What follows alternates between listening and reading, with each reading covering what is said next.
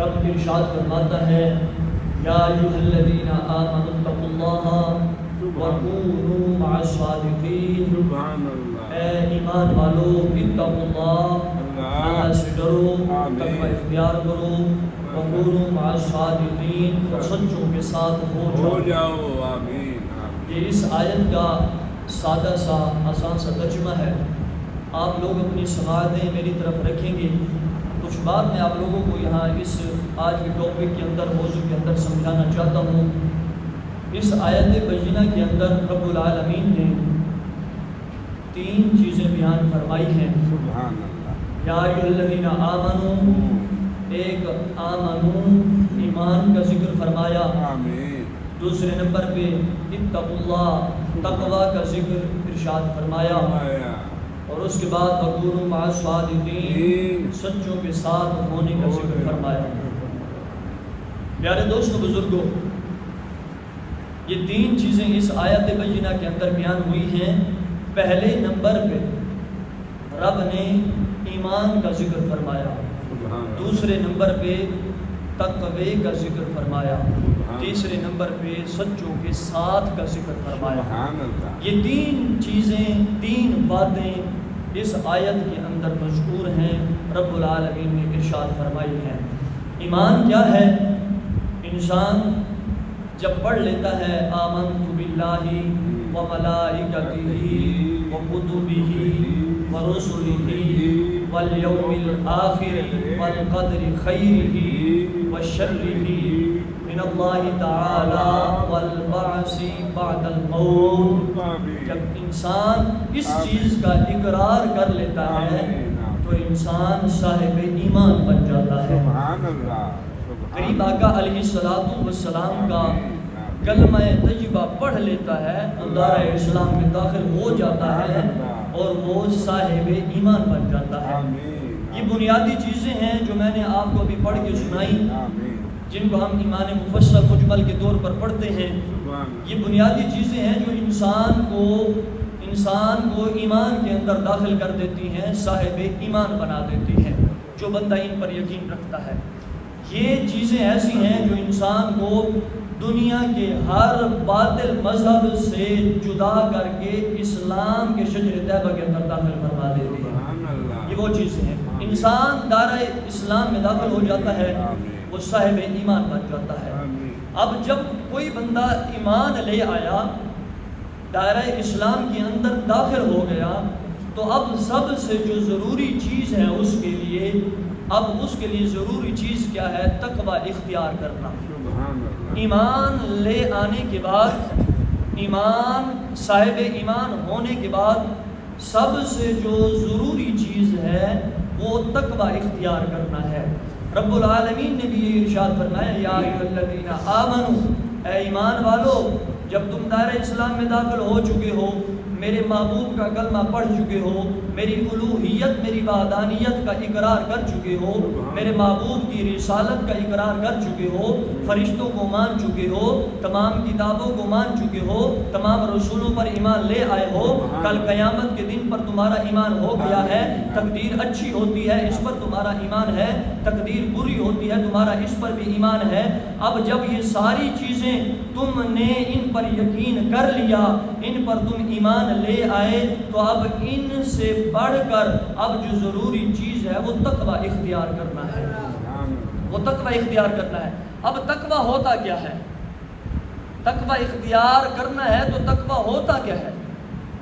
کسی چیز کا پتہ ہوگا تو پھر اسی کو انسان جو ہے استعمال کرے گا، اختیار کرے گا. تقوی کا پتہ ہی نہ ہو تو تقوی انسان اختیار کیسے کرے گا؟ صاحب ایمان تو بن گئے اللہ کے فضل و کرم سے، نبی کریم علیہ السلام کی نظر عنایت سے صاحب ایمان تو ہم بن گئے. اب تقوی کیسے اختیار کرنا ہے؟ یہ بنیادی اور ضروری چیز ہے. کلمہ پڑھنے کے بعد، دائرہ اسلام میں داخل ہونے کے بعد جو سب سے ضروری چیز ہے وہ تقوی اختیار کرنا ہے. تقوی اختیار کرنا ہے. اگر میں اس کو 2 جملوں میں کہوں، اگر اس کو میں 2 لفظوں میں کہوں تو تقوی یہ ہوتا ہے اللہ نے جس چیز کا حکم دیا ہے اس حکم کو بجا لے آنا، اور اللہ نے جس چیز سے منع فرمایا ہے اس سے رک جانا ہی تقوی ہے. اگر میں دو لفظوں میں کہوں، دو لفظوں میں کیا ہے؟ اللہ نے جن باتوں کو کرنے کا حکم دیا ہے ان باتوں کو دل و جان سے کرنا، اور اللہ نے جن باتوں سے رک جانے کا حکم دیا ہے، روک دیا ہے، ان باتوں سے رک جانا، یہ دو لفظوں کے اندر اسی کو ہی تقویٰ کہا جاتا ہے۔ اب اللہ تبارک و تعالیٰ نے کیا کیا چیزیں ہمیں بتائی ہیں کہ یہ کرو۔ مثال کے طور پہ ہم پڑھتے ہیں، رب نے فرمایا اقیموا الصلاۃ، نماز پڑھو، وآتوا الزکاۃ، زکوٰۃ دو، صاحب استطاعت ہو تو حج ادا کرو، اگر تم جناب مالدار ہو تو غریبوں کے اندر تقسیم کرو، اگر اللہ نے تمہیں جناب سخاوت دی ہے، اگر تمہیں پیسہ دیا ہے تو سخاوت اختیار کرو، لوگوں کے اندر تقسیم کرتے جاؤ۔ رب نے فرمایا کہ حسن اخلاق اختیار کرو، لوگوں کے ساتھ اچھا بولو، لوگوں کے ساتھ اچھائی کے ساتھ برتاؤ کرو۔ یہ ساری چیزیں رب نے حکم دی ہیں، میں آپ کو ایسے سرسری طور پر بتا رہا ہوں۔ اور رب نے فرمایا کہ جھوٹ نہ بولو، اس سے رک جاؤ۔ رب نے فرمایا کہ چغلی نہ کرو، اس سے رک جاؤ۔ رب نے فرمایا کہ زنا نہ کرو، اس سے رک جاؤ۔ رب نے فرمایا کہ جھوٹ نہ بولو، اس سے رک جاؤ۔ رب نے فرمایا جناب تم جو ہے شراب نہ پیو، اس سے رک جاؤ۔ رب نے فرمایا کہ تم جناب میری جو شریعت کی میں نے حدودیں رکھ دی ہیں، حدیں رکھ دی ہیں، ان حدوں کو پار نہ کرو، ان حدوں کو کراس نہ کرو۔ رب نے ان چیزوں سے منع فرما دیا ہے۔ اب جن چیزوں کو کرنے کا حکم دیا ہے اور انسان سر تسلیم خم کر کے اپنے سر کو جھکا کے اللہ کی رضا کے لیے، محبوب مصطفیٰ کی رضا کے لیے جو ان چیزوں کو کرتا ہے وہ بھی تقوی کے راستے پر چل رہا ہے، اور اللہ نے جن چیزوں سے منع فرما دیا ہے اور ان چیزوں سے وہ رک جاتا ہے وہ بھی تقوی کے راستے پر چل رہا ہے۔ بات کو سمجھیں آپ لوگ، تقوی اختیار کرنا ہے ایمان کے بعد، اور تقوی اختیار کیسے ہوگا؟ کہ یہ جو حدیں رب نے مقرر کر دی ہیں، یہ جو احکامات محبوب کریم علیہ السلام کی زبان اقدس سے ہم تک پہنچا دیے ہیں اپنے احکامات، اور سب سے بڑا جو پیغام ہے رب کا، اور سب سے بڑا جو رب نے ہمارے اندر ہادی بھیجا ہے مصطفیٰ کریم کے بعد، وہ قرآن مجید آج بھی ہمارے پاس موجود ہے، 1450 سال سے چلتا آ رہا ہے، اور قیامت تک یہ ہادی ہم میں موجود رہے گا۔ جو اس قرآن کے ساتھ ملتا جائے گا ہدایت کے راستے پر ہی چلتا جائے گا۔ اس سے ہدایت حاصل کرنی ہے ہم نے، توجہ ہے نا سرکار؟ لمحہ بلمحہ آپ میرے ساتھ چلیں گے تو میں آپ کو کوئی بات سمجھانا چاہتا ہوں، ہاں لمحہ بلمحہ توجہ آپ کی ادھر ادھر نہ جائے۔ تو پیارے دوستو بزرگوں، جب ہم ایمان لے آئے تو کائنات کی سب سے بڑی دولت اللہ پاک نے ہمیں عطا فرما دی۔ ایک بندہ ہے، اس کے پاس کائنات کی سب چیزیں موجود ہیں، کائنات کی ہر نعمت موجود ہے، ہر چیز اس کے پاس موجود ہے، لیکن پیارے دوستو اگر اس کے پاس ایمان موجود نہیں ہے تو وہ کنگلا ہے، اس کے پاس کچھ بھی موجود نہیں ہے۔ اور ایک بندہ دہاڑی دار مزدور ہے، تازی کماتا ہے، اور شام کو وہی چیزیں لے کے آ کے کھا جاتے ہیں، صرف کر دیتے ہیں، کوئی 1 روپیہ بھی ان کے پاس باقی نہیں بچتا، تو ہماری اصطلاح میں اسے غریب کہا جاتا ہے، لیکن اسلام کہتا ہے کہ وہ غریب نہیں ہے۔ اگر اس کے سینے میں ایمان کا نور چمک رہا ہے تو کائنات کا سب سے امیر شخص وہی ہے۔ سبحان اللہ، واہ جی واہ۔ جو صاحب ایمان ہوتا ہے وہ سب سے بڑی دولت اس نے اپنے سینے میں بسا رکھی ہے۔ جس کے پاس ایمان نہیں ہے اور اس کے پاس کائنات کی سب دولتیں ہیں، کائنات کی سب آسائشیں ہیں، ہر چیز اس کے پاس اس کے گھر میں موجود ہے، اس کے جناب ہاتھوں میں موجود ہے، لیکن پیارے دوستو اگر اس کے پاس ایمان نہیں ہے تو اس کے پاس کچھ بھی نہیں ہے۔ یہ زمین و آسمان کی ہر چیز اگر جمع کی جائے اور اس کو ایک پلڑے میں رکھا جائے اور دوسرے پلڑے میں ایک صاحب ایمان کا ایمان رکھا جائے تو میرا یہ ایمان کہتا ہے وہ ایمان کا پلڑا اس دنیا دار کے دولت سے بھاری ہو جائے گا۔ سبحان اللہ۔ تو سب سے بڑا امیر کون ہوا؟ جس کے پاس ایمان ہے۔ اب جب دنیا کی سب سے بڑی دولت ہم نے لے لی، دنیا کی سب سے بڑی دولت اللہ پاک نے ہمیں عطا فرما دی، اب اس دولت کو ہم نے محفوظ بھی تو رکھنا ہے، اس عظیم دولت کی ہم نے حفاظت بھی تو کرنی ہے۔ اللہ پاک نے ہمیں ایمان عطا فرما دیا اور اللہ کے فضل سے اور اس کی عطا کردہ توفیق سے ہم رب کے حکم کے مطابق اپنی زندگی بسر کر رہے ہیں۔ اللہ پاک نے ہمیں یہ توفیق دے رکھی ہے کہ اس نے جن چیزوں کو کرنے کا حکم دیا ہے وہ ہم کر رہے ہیں، اور جن چیزوں سے اس نے روک دیا ہے، منع کر دیا ہے، ہم اس سے رک گئے ہیں۔ تو تو پیارے دوستو یہ ہم تقوی کے راستے پر چل رہے ہیں. سبحان اللہ. قرآن پاک نے فرمایا ہے, آپ پہلا سپارہ پڑھ کے دیکھو, الف لام میم ذالک الکتاب لا ریب فیہ ھدی للمتقین. ھدی للمتقین, ھدی للمسلمین نہیں فرمایا رب نے. کبھی آپ نے غور کیا؟